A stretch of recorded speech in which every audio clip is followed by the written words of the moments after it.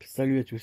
Donc aujourd'hui, nouvelle vidéo sur toujours la petite Urbaglide 100 XS là. Donc aujourd'hui, c'était petite révision parce qu'elle a eu elle a déjà, depuis que je lui ai fait les roulements et tout, elle a remangé 1200 km la chiotte. Donc tu vois, le feu arrière tout a fondu. Il s'est décollé, ça a fondu, c'est mort. Donc là, ce qu'on va faire, c'est qu'on va modifier ici et on va foutre le même type de feu que j'ai sur la Kugo, avec le clignotant certainement. Parce que le feu, alors le feu chez Urbaglide, il détaille le feu. Le feu c'est 20 balles déjà. Rien que le fil avec la petite platine, ils vendent ça 20 balles les enculés. Et en plus de ça, c'est totalement indispo. Donc j'arrive pas à trouver le feu arrière. Donc ce qu'on va faire, c'est qu'on va remettre directement un universel et avec les clignotants. Par contre, je suis en train de voir, putain, pour les clignotants, c'est avec le bordel en fait. Il n'y a pas de place sur le guidon. Ouais, bon, je verrai ça après. Faudra que j'élargisse le guidon. Bon, encore une petite surprise. Enfin bon, on va voir après. Et du coup, pour revenir à nos moutons, le souci qu'elle a, c'est qu'elle avait les vis. C'est des petites vis cruciformes qui est ici, qui tiennent la potence, enfin la colonne sur la potence, l'accès de potence.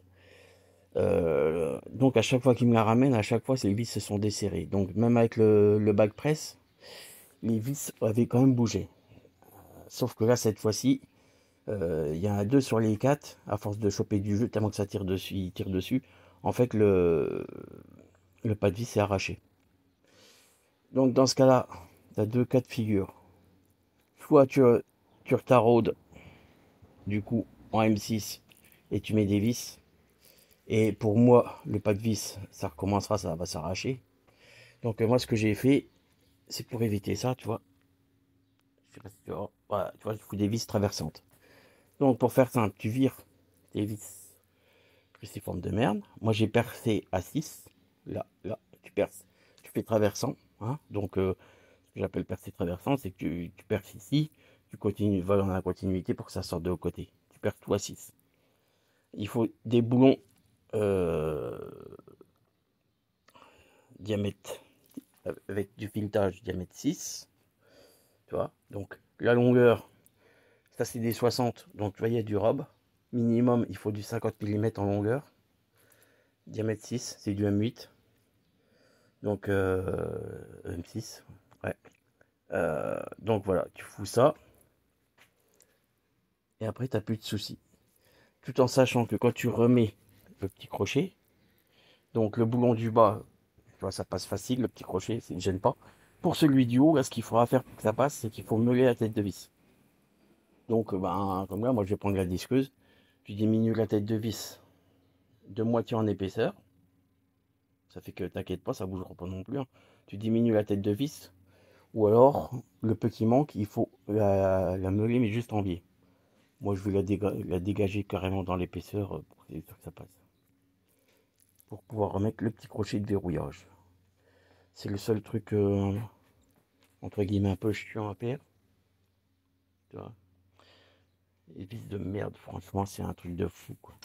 Et je comprends même pas la colonne de direction soit posée sur quatre petites vis. C'est du M4, je crois. Hein. Cruciforme. Sans déconner. Déjà, t'as déjà pas de force. T'as pas de force pour aller les serrer, pour les bloquer au cruciforme. C'est même pas de la laine. Donc, voilà. No comment là-dessus. Donc voilà, c'était juste une toute petite vidéo pour vous parler de ce problème. Parce qu'à mon avis, si ça arrivait sur celle-là, ça n'arrive pas qu'à elle. Et les Urbaglide, à mon avis, ça doit être une faiblesse. Donc voilà. Moi, j'ai réparé. Après, chacun fait ce qu'il veut. Et ce qu'il faut surtout, c'est que quand tu t'aperçois que tu as du jeu ici, même avec les vis d'origine, n'attends pas. Resserre-les direct. N'attends pas, parce que plus tu attends, ça force dessus et t'arraches comme là, t'arraches les pas de vis. Bon bah voilà, allez, ciao. Hop, vidéo n'est pas finie. Donc, je tiens à dire, en fait, tu vois, il faut meuler donc l'écrou là pour que ça passe. Mais il faut quand même meuler celui du bas. Tu vois, pour que la vis elle vienne. Donc il faut meuler. Ensuite, toi, tu recoupes ici. Après, c'est comme tu veux, hein, si tu veux mettre un coup de noir ou pas pour côté finition. Mais bon, et voilà. Et si tu as du jeu là, dans la. Que tu as encore du jeu et que ça vient plus d'ici, que ça vient de la potence, tu desserres les deux vis là. Celle-là, tu débloques ici, tu débloques là. Et dans le milieu, ici, tu as un petit capuchon. Avec un tournevis, tu lèves. Tu as une autre clé à laine qu'il faut que tu resserres. Tu lui fais un tour pour supprimer le jeu. Tac, tac. Et ensuite, tu rebloques bien les deux grosses vis devant. Et tu n'as plus de jeu. Ici, ni en haut. Là, tu vois, c'est un bout de bois maintenant. Donc, et en même temps, sinon, tu peux même. Moi, j'ai regressé les roulements en haut et en bas. Donc, j'ai été démonté. J'en ai profité.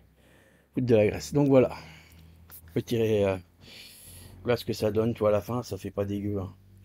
Yes. Allez, ciao.